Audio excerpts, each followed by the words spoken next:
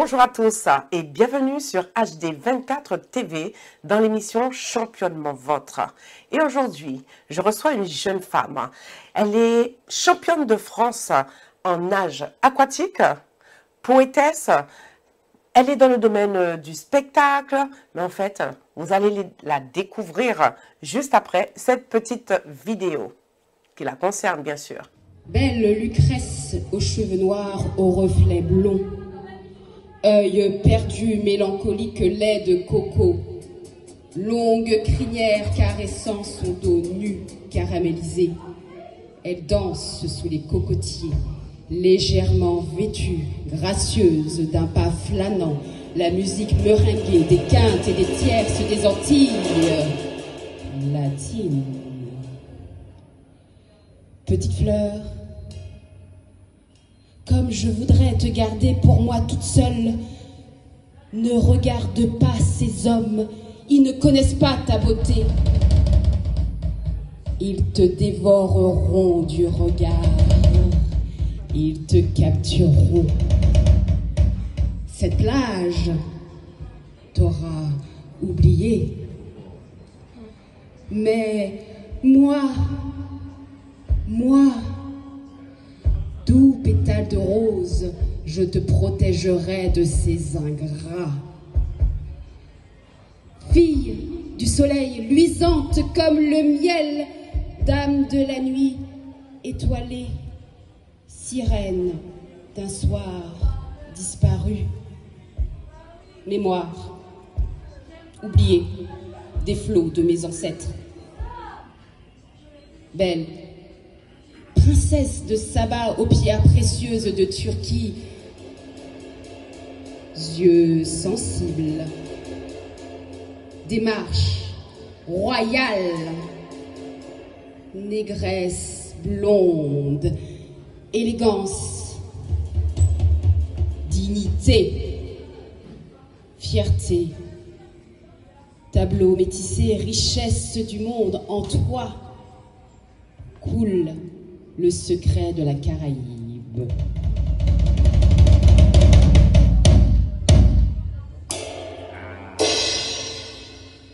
Bon, bah c'est mieux avec le son. Moi, j'adore. Alors, c'était Myrna Michalon-Lafare. Je n'ai pas dit son nom tout à l'heure, mais cette grande championne est aussi poétesse. Et cette vidéo, c'était c'était un jour d'entraînement à Emmaüs avec le grand Jean-Jacques Berthieu. Alors, bonjour Myrna, comment vas-tu aujourd'hui? Bonjour, ça va très bien, Natacha, et toi? Ben, ça va très bien. Ouais, super. Contente que tu sois là dans l'émission Championnement Vôtre. Merci beaucoup, merci à toi en tout cas. Voilà. Donc, est-ce que tu peux te présenter aux auditeurs et auditrices de Championnement Vôtre? Oui, alors je suis Myrna Lafare Michalon. Je suis poétesse. Je suis championne de France de natation sauvetage aquatique. Je suis aussi maître nageur sauveteur et je suis aussi coach sportif en natation. Alors après, j'ai passé un diplôme un petit peu plus poussé qui me donne aussi le titre d'entraîneur de référence nationale. Mais en soi, j'entraîne, je peux aussi bien entraîner que dans des clubs de compétition que comme des clubs de natation loisirs. Ça ne me pose aucun problème. Voilà. Ok, super. Donc, je vais commencer un peu par ton parcours sportif. À quel âge que tu as commencé la natation? Alors j'ai commencé la natation tout bébé en fait. Tout d'abord, mon père, mes parents ont vu que j'aimais énormément la natation, donc que j'étais très à l'aise avec ça. Donc j'ai commencé comme ça et dès qu'ils commençaient à me lâcher dans l'eau ou à me dire, je nageais facilement. Et puis un maître nageur a vu, en fait, un jour j'ai lâché ma mère comme ça et ma mère elle a eu peur parce que bébé nageur, t'as 6 mois, tu vois. D'accord. Et donc j'ai commencé à nager et en fait le maître nageur il a dit, oh vous avez vu cette jeune fille, elle est faite pour la natation, il faut l'inscrire à faire. Et c'est comme ça en fait que j'ai, comme ça qu'ils m'ont en fait inscrite en fait en natation. Et donc en fait j'ai pas lâché. Okay. Eux c'était juste pour que j'apprenne, tu vois, que j'ai les bases. Mais je n'ai pas lâché, j'ai D'accord. commencé à faire des compétitions en natation. Et puis j'ai rencontré en fait un entraîneur qui m'a dit quelque chose d'assez dur en fait, parce que comme j'étais mince et longéline, alors c'est très paradoxal parce qu'il m'aimait beaucoup, en même temps il me protégeait des autres. Mais d'un autre côté, je pense que par rapport au discours et au langage de l'époque, au jour d'aujourd'hui, ça ne me convient pas. Et en fait, il m'a dit ce qui était vrai, tu es très doué en fait en athlétisme, donc tu serais plus adapté pour faire de l'athlétisme, mais la natation, par rapport à ton corps mince et longéline, tu es moins adapté. Donc, tu vas avoir du mal, en fait. Voilà, Et ça m'a... Comme quoi, tu trouvais pas tes chances. J'avais pas mes chances. Ça m'a énormément vexée, en fait, et énervée. Et j'ai fait ma rebelle et je me suis dit, moi, comment ça, je vais pas y arriver, tu vois? En même temps, ça t'a motivé. Bah, complètement. Et donc, bah, derrière, j'ai fait, toi, ta petite place, je vais la prendre et puis je vais réussir. Voilà, je vais réussir. Ok. Donc, c'est ça qui a été le moteur. Il l'a dit, plus, bon, les Noirs sont plus adaptés pour pouvoir courir, mais pas pour nager. Et moi, pourquoi je pourrais pas apprendre à nager comme tout le monde, tu vois? Exact. Voilà, donc un peu, aujourd'hui, ça passe comme du racisme, tu vois? C'est du racisme. Mais moi, je l'ai pris, ouais, je fais, ouais, on verra bien. Oui, ça a on été verra bien. un vrai challenge pour toi. Complètement. Et complètement. aujourd'hui, championne de France.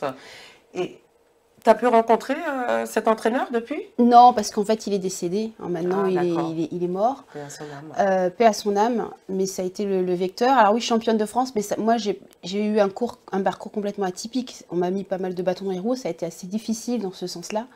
Donc j'ai énormément travaillé, réappris ma technique, tout. J'ai rencontré des entraîneurs qui m'ont apporté des choses, mais je ne faisais pas de performance en soi dans la natation sportive. J'ai eu 14 médailles dans mes compétitions, mais c'était en compétition beaucoup plus tardivement, master, donc c'était compétition des maîtres, donc c'est pas pareil. Et c'est une personne qui m'a détectée, qui a vu qu'en fait il y avait les championnats de France de natation sauvetage aquatique pour lequel j'avais cette licence aussi, qui m'a inscrite en fait à mon insu à cette compétition-là, tu vois. Et moi à ce moment-là j'étais furieuse, j'étais pas contente.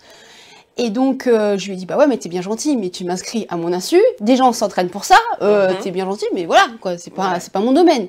Mais je connaissais les épreuves.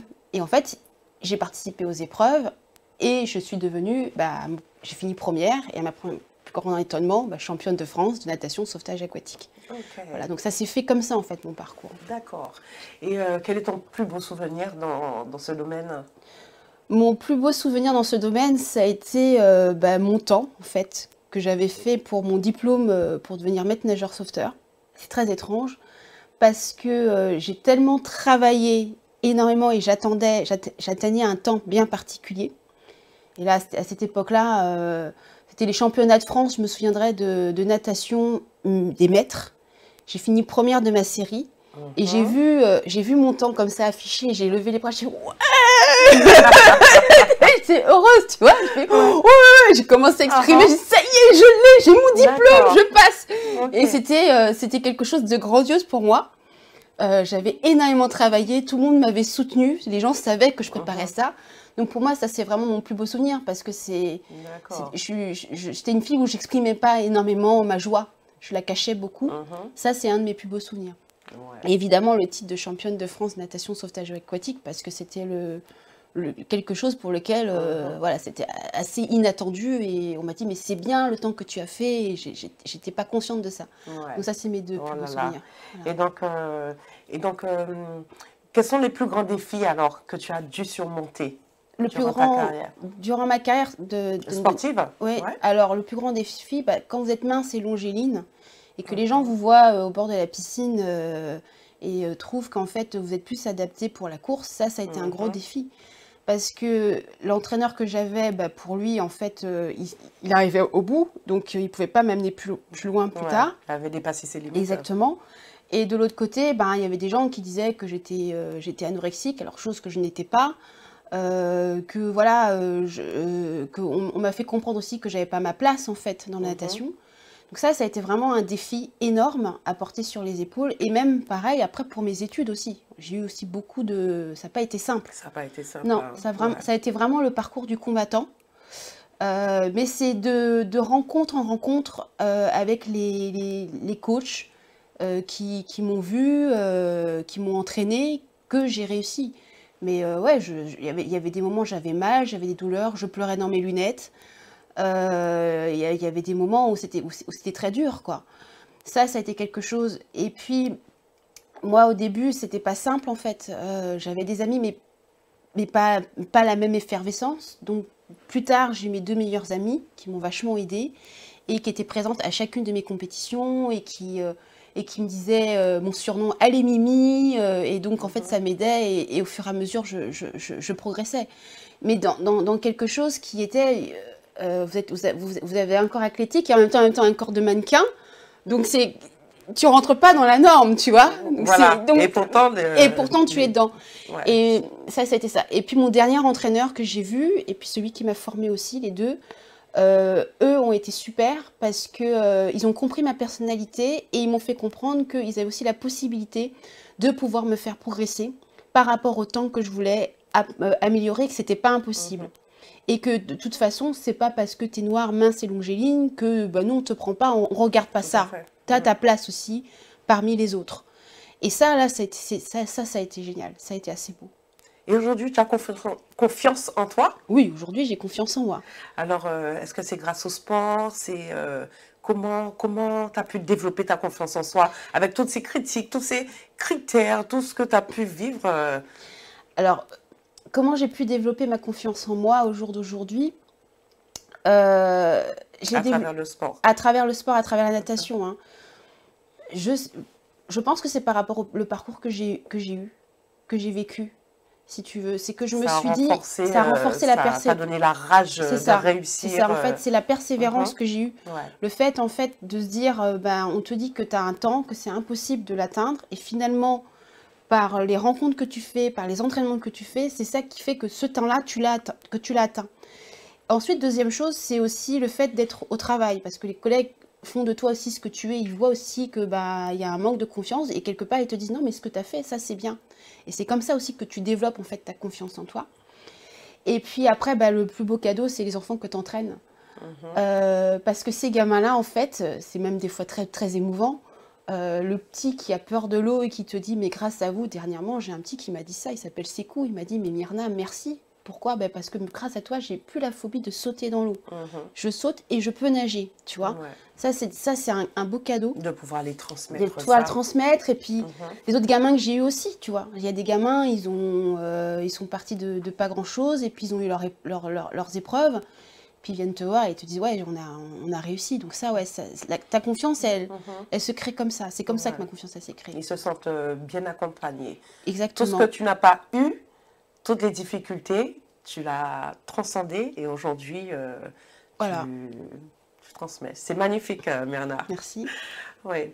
Et donc, qu'est-ce qui te motive à te dépasser chaque jour? Donc, je sais que c'est des petits détails comme ça aussi, hein, ces jeunes que tu entraînes et tout.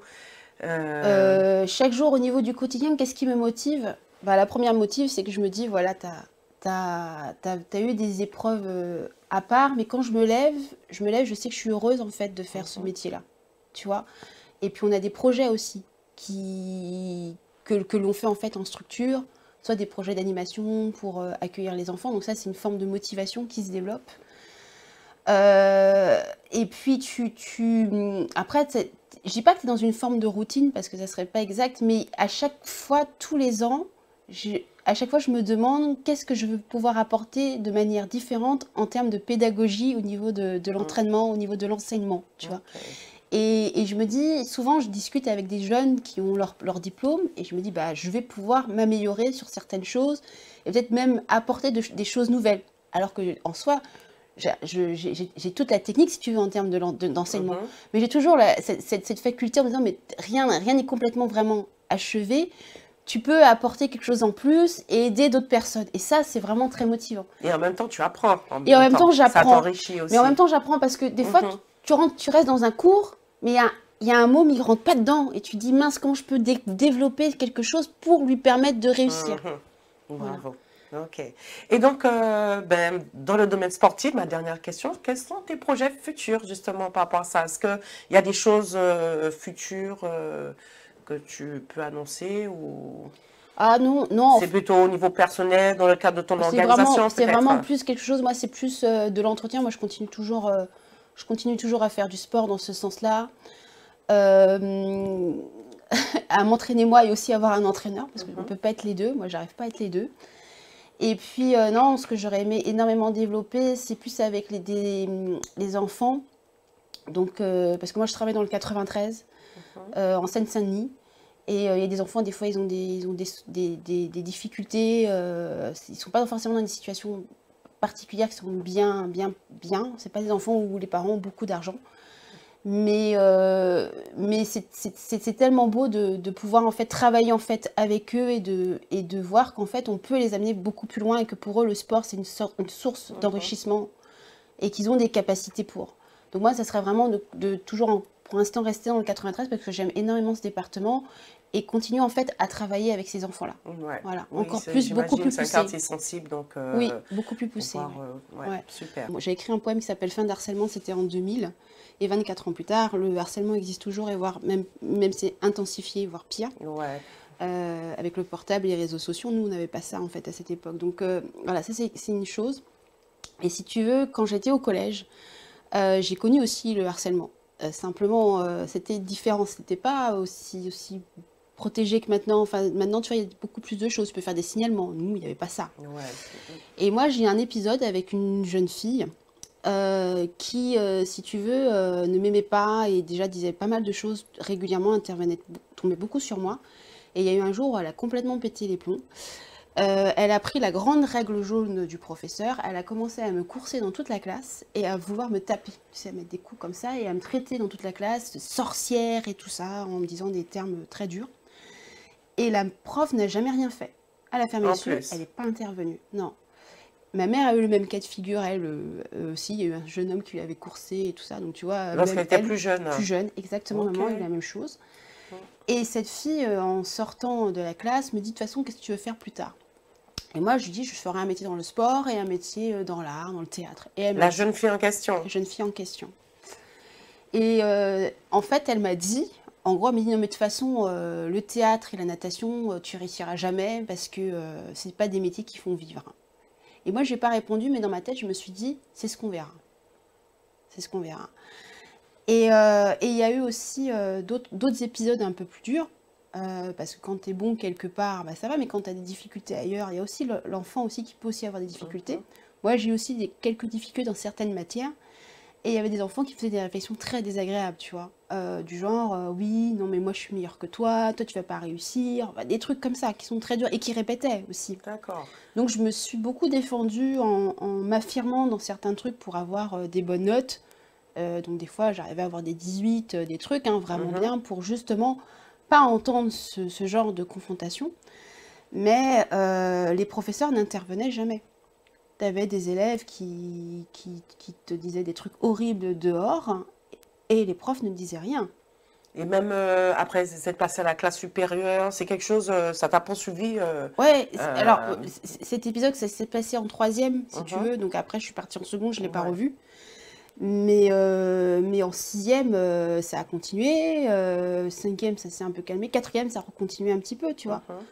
Et j'imagine, un peu comme dans le sport, hein, tout ça, ça t'a donné la rage de réussir, comme tu as dit, à travailler plus pour avoir de meilleures notes, pour ne pas entendre certaines réflexions. Et est-ce que tu as eu d'autres possibilités? Quelles sont les actions que tu as pu mener? Comment tu as pu être aidée pour surpasser tout ça aussi? Est-ce qu'il y a d'autres choses qui t'ont permis Ce qui m'a aidé aussi, c'est que il y a eu des enfants aussi qui sont aussi intervenus, qui ont parlé aussi avec cette fille pour calmer les choses. Après, moi, j'ai eu toujours une chance, c'est que, étrangement parlant, j'avais soit une copine qui intervenait, mais tu sais, tu en as une qui intervient pour t'aider, mais des fois, ça suffit pas. Donc, il y avait toujours une personne qui arrivait à me défendre quelque part. Donc ça a été une action. Et puis mon refuge, ça a été la poésie. C'est-à-dire que quand il y avait dès qu'il y avait quelque chose de difficile et de délicat, j'écrivais. Alors, ça me pousse à te poser cette question. Tu as des passions au niveau artistique. Donc, quelles sont lesquelles? Dis-nous tout. Alors, des passions qui sont devenues des métiers aussi, oui. Apparemment. Je suis poétesse, comédienne, c'est vrai aussi, dramaturge, donc auteur. Voilà, j'ai écrit aussi 2 pièces de théâtre. Voilà. Autrice, compositrice. Oui, c'est vrai. Que tu ne peux pas trop le dire. Oui, c'est vrai. Oui, c'est vrai. C'est vrai, je compose. Oui, oui, voilà. Des compositions, ouais. Composition au piano. Au piano, ouais. Au piano sans. C'est que au piano sans parole, ouais. Okay. C'est vrai. Et comment ça m'est venu, c'est ça. En fait, il y a plein d'histoires. Il y a eu la poésie d'abord, ça a commencé à l'âge de 10 ans. J'ai eu en fait un auteur qui est venu, qui écrivait un livre et qui nous a aidé en fait à construire un poème. Et le poème que j'ai écrit, en fait, il a été publié. Donc ça a commencé comme ça. Et puis je me suis pas rendu compte, si tu veux, plus tard. Moi, Ça a été publié publié à l'âge de 10 ans. à l'âge de 10 ans. Mon premier poème, ouais. Mon D'accord. premier poème, ouais.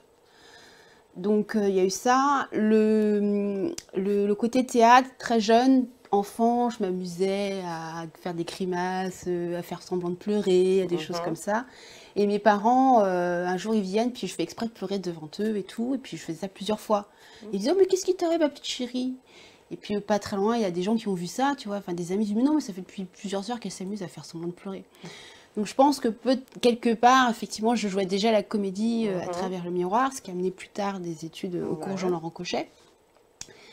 Et puis si tu veux, le piano, ça joint aussi avec la poésie. Je me suis mise à composer frénétiquement en fait avec une dame qui me gardait, qui elle qui m'a aidée en fait à composer pas mal quand j'étais beaucoup plus jeune. Puis il y a eu aussi des pertes en fait, et des pertes familiales. Donc en fait, si tu veux, ça m'a donné en fait l'idée quelque part de me réfugier. Dès que j'avais une forme de tristesse, je le mettais en fait dans le piano, parce que j'ai appris à jouer du piano à l'âge de 6 ans.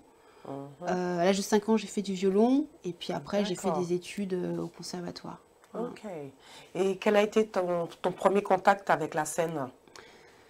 Alors, mon premier contact avec la scène, alors c'est très paradoxal, je suis en train de réfléchir. C'était déjà avant mes études de théâtre. Tu vois, avant les études que je rentre en cours au Jean-Laurent Cochet. Bon, plutôt de jeune, tu étais déjà une donc, voilà, comédienne. Voilà, ça a commencé comme ça. J'ai joué pas mal au théâtre de Neuilly, où j'ai eu des pièces classiques en fait. Et c'est le lycée qui m'a détectée. Et j'ai joué pendant longtemps. Et après, je me suis inscrite au cours Jean-Laurent Cochet. Et après les cours Cochet, j'ai commencé à avoir mes premiers contacts avec la scène, où j'ai joué au théâtre Rudebeuf, dans un opéra caribéen. Et puis ensuite, j'ai eu d'autres spectacles aussi. Et j'ai joué dans le théâtre classique, donc c'était très étrange parce que je jouais des rôles de reine, comme Andromaque, comme Cassandre, comme La guerre de Troie n'aura pas lieu de Giraudoux, des choses comme ça, qui se sont confirmées parce que c'était vraiment mon emploi. Et puis, j'ai toujours eu des rôles de classiques, puis après, ça a été en rapport avec des chanteurs classiques, et moi, j'intervenais en tant que comédienne. Voilà. D'accord. Et donc, qu'est-ce qui t'a poussé à écrire, à composer Qu'est-ce qui m'a poussé à écrire Ce qui m'a poussé à écrire, c'est... Je sais pas en fait, c'est quelque chose qui est venu comme ça, inné. C'est-à-dire que dès qu'il y a un sentiment particulier qui se passe en fait dans ma vie, j'écris, tu vois. Dès qu'il se passe quelque chose en rapport avec le piano, puisque j'ai fait des études de piano, plus de 20 ans, enfin j'ai 15 ans, 20 ans de piano en tout, hein, donc après tu computes vraiment le nombre d'années. Forcément je vais jouer un morceau de piano, mais après je vais commencer en fait à composer. C'est ces petites choses-là, mais je pense que ma plus grande source d'inspiration ont été mes parents, notamment ma mère, qui est artiste lyrique, qui chante de l'opéra, enfin qui fait opéra, lied, oratorio. Et elle, en fait, elle a senti en fait cette fibre en moi, et elle m'a amenée à ça. Puis qui a fait toute sa carrière aussi à Radio France. Donc je pense que si tu veux, c'est une des plus grosses sources d'inspiration. Maman Michalon. Nous allons la découvrir un de ces jours dans Championnement Votre. C'est ça. Et puis après, ça a été mon père, parce que mon père a été un homme assez extraordinaire. Mon papa, en fait, il était professeur d'histoire géographie au collège Stanislas, mais à l'opposé en fait de ses convictions. Donc il a toujours essayé d'inculquer, si tu veux être aussi professeur, mais à la fois aussi éducateur. Et en même temps, c'était aussi un homme qui était un militant, qui a fait de la politique, donc qui a vraiment baigné. Et à la maison, il y avait des historiens, il y avait des écrivains qui venaient. Tu vois, il y avait par exemple Georges Plongin qui venait à la maison. Moi, j'étais toute petite. Il y a eu des gens qui sont décédés, comme Édouard de Lépine, qui est venu, qui était aussi un auteur. Donc voilà, il y a eu aussi Marcel Manville, donc lui, c'était plus un avocat. Donc il venait à la maison et moi, je les voyais. Et en fait, ça a été aussi une source d'inspiration, parce que quand j'écrivais de la poésie, mon papa était présent, si tu veux. Et donc lui, quelque part, son œil avisé, il regardait. Et ça a aidé. Et puis plus tard, tu sais, tu as tes moteurs et puis tu continues, quoi. Tu prends un petit peu des deux, quoi. Wow. Voilà, Wow. tu servis des deux. Ok. Alors, comment tu arrives à lier toutes ces passions avec la natation et tout? Comment ça se passe dans ta vie? Comment ça se passe? En fait, j'ai mon équilibre. J'ai trouvé mon équilibre. Et justement, c'est une jeune fille qui m'a dit que comme quoi je ne pouvais pas lier le théâtre et la natation. Ça s'est réalisé. Tu es l'exemple. Voilà, j'ai montré que comme quoi c'était possible. Si tu veux, étrangement, ma vie fait que tout coule de source. J'arrive à gérer ma carrière sportive, donc de maître nageur et d'entraîneur sportive, aussi bien la carrière aussi artistique. Étrangement parlant, les choses font qu'au moment donné, pouf, dans la vie, il y a un truc qui se libère. Et ça se passe à ce moment-là. Mais je ne suis pas allée voir mon chef pour dire est-ce que je peux me libérer? Non. Ouais. Qui fait que le truc rentre en harmonie pile à ce moment-là. Voilà. Et si tu veux, c'est moi, parce que moi, je ne peux pas vivre du sport, faire que le sport et que le côté artistique. J'ai besoin des deux pour exister. Exactement, ouais. Super. Voilà. Et donc, dans le domaine artistique, quels ont été tes plus grands défis? Dans le domaine artistique, qu'est-ce qui a été mon plus grand défi? Les cours Cochet. Franchement, ça a été le plus grand défi. Parce que Jean-Laurent Cochet, c'est l'ancienne génération. Alors, ils sont décédés maintenant. Bousquet, Louis Jouvet, Cochet. C'est des personnes qui sont le théâtre ancien, le théâtre classique. Donc, tu es sur scène, tu bouges pas. Il n'y a pas un cil. Et c'est toi qui parles. C'est pas toi qui joues un personnage pour parler, même si tu interprètes un personnage. Ouais. Mais tu incarnes tout ça. Et en fait, ça te change aussi de ce que tu es toi, intérieurement, parce que, et de ta vision de ce que tu vas transmettre aux autres. Ça, pour moi, ça a été un défi. Et après, ce défi, le garder, si tu veux, et continuer à le garder aussi professionnellement parlant. Et c'est pas simple. Ouais. Et c'est pas simple. Et ça, franchement, ça n'a pas été simple au début. Les choses n'ont pas fonctionné comme je voulais, tu vois. Je pensais que ça allait fonctionner. Et le théâtre et la poésie n'ont pas marché au tout départ. À tout départ. Les poèmes que j'envoyais ne fonctionnaient pas comme je les attendais, tu vois. Le théâtre, il y avait des choses qui se présentaient, mais ça ne se présentait pas comme je l'attendais non plus. Et si tu veux, ça a été un défi assez impressionnant. Et on en rigole maintenant. Avec mon petit frère qui est mort de rire et qui me dit: tu as vu, maintenant tes poèmes fonctionnent.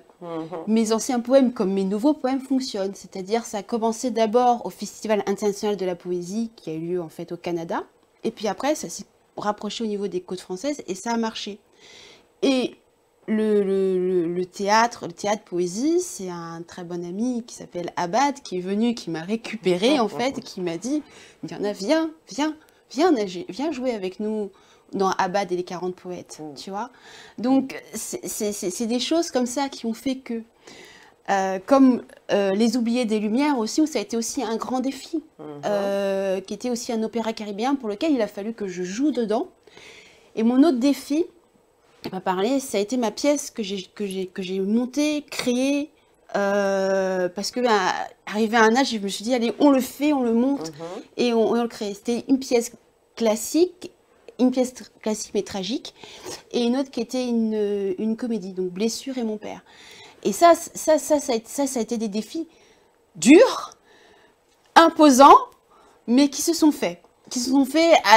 Pas à l'âge que je voulais, mais plus tard. Ouais. Ok.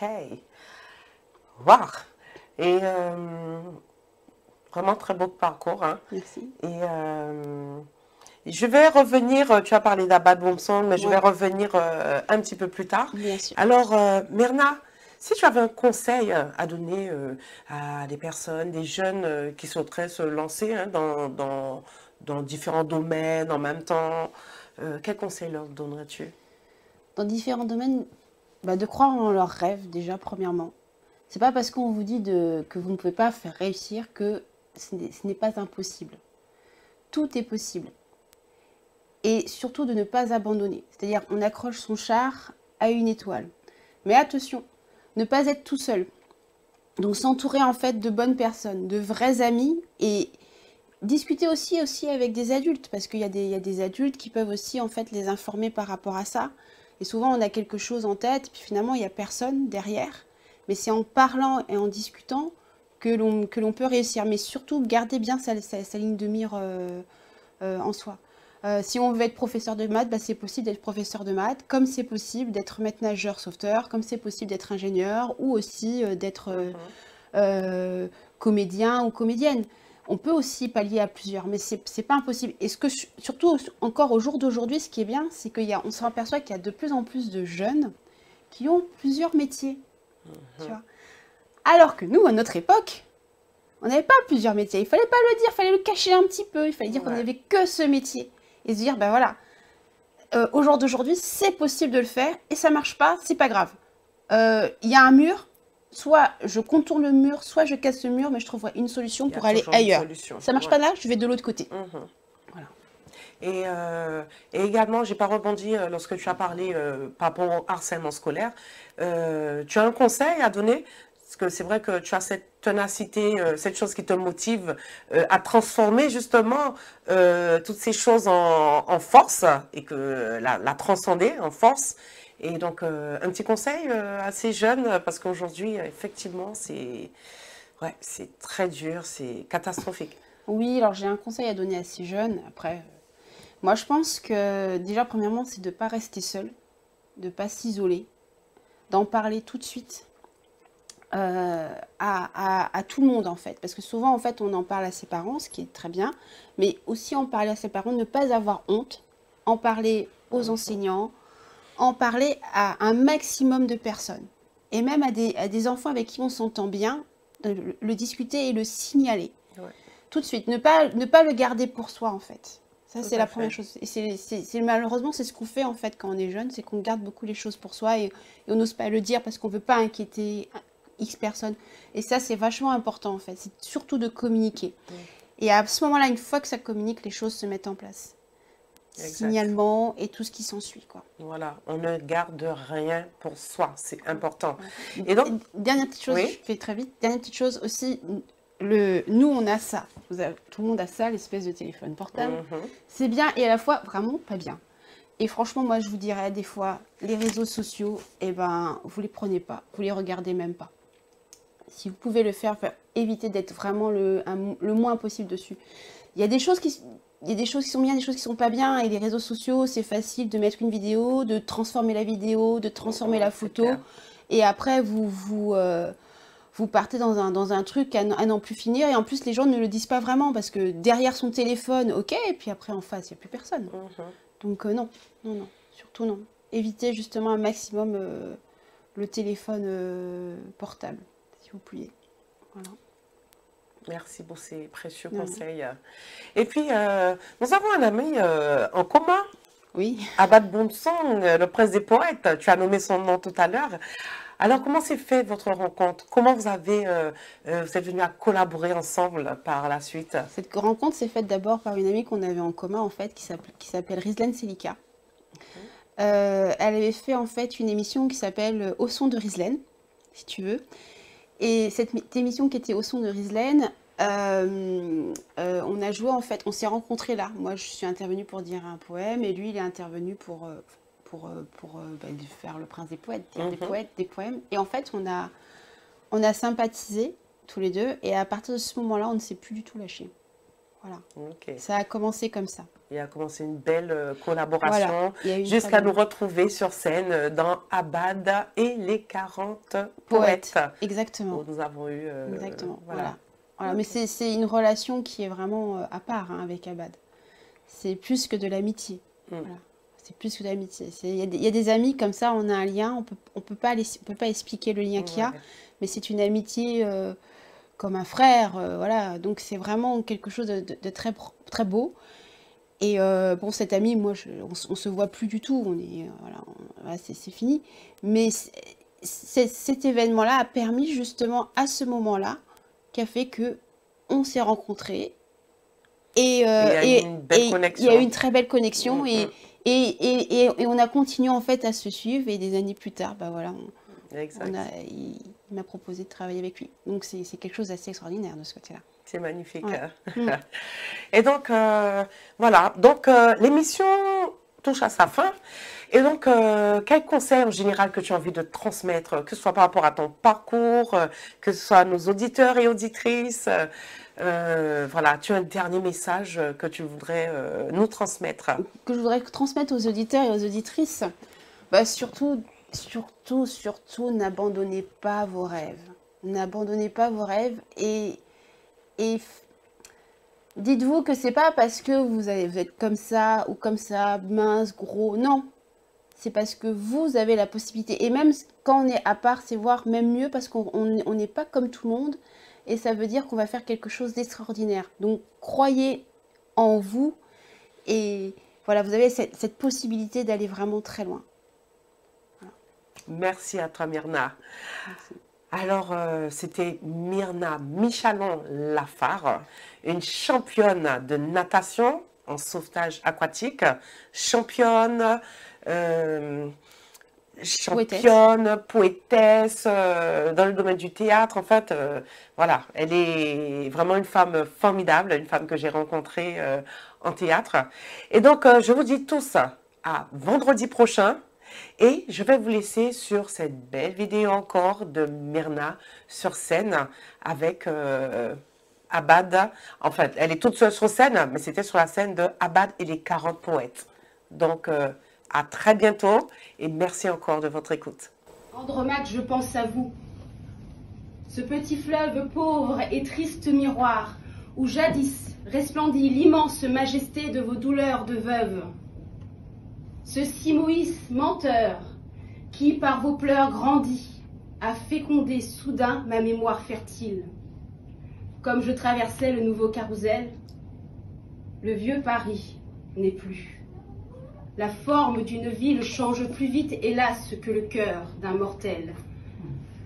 Je ne vois qu'en esprit tout ce camp de baraques, ces tas de chapiteaux ébauchés et de fûts.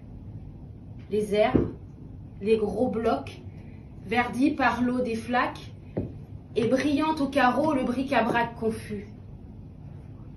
Là s'étalait jadis une ménagerie.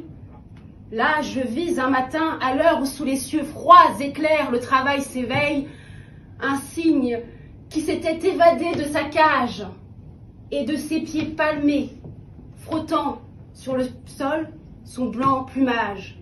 Près d'un ruisseau, sans eau, la bête, ouvrant le bec, baignait nerveusement ses ailes dans la poudre et disait plein de son beau lac natal: « Oh, quand donc pleuvras-tu?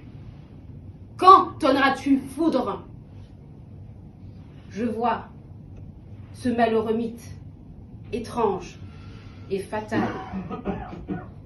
Vers le ciel, quelquefois comme l'homme d'Ovide, vers le ciel ironique et cruellement bleu, sur son cou convulsif, tendant sa tête avide, comme s'il adressait des reproches à Dieu.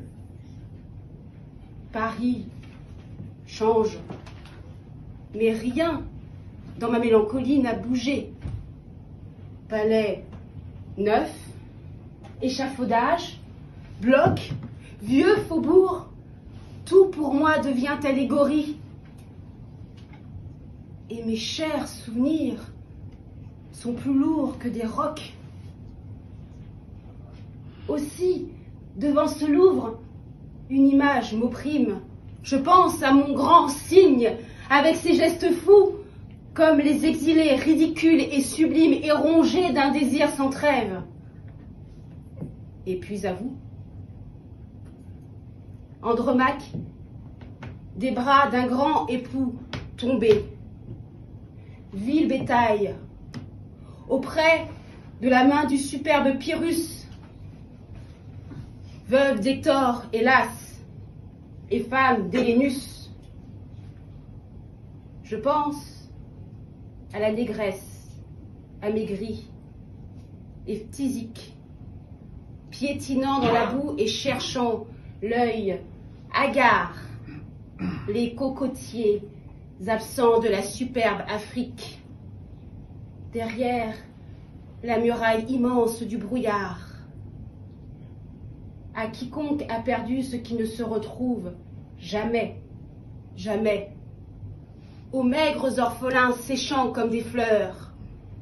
Ainsi, dans la forêt où mon esprit s'exile, un vieux souvenir sonne à plein souffle du corps. Je pense aux matelots oubliés dans une île, aux captifs, aux vaincus, à bien d'autres encore. Bravo.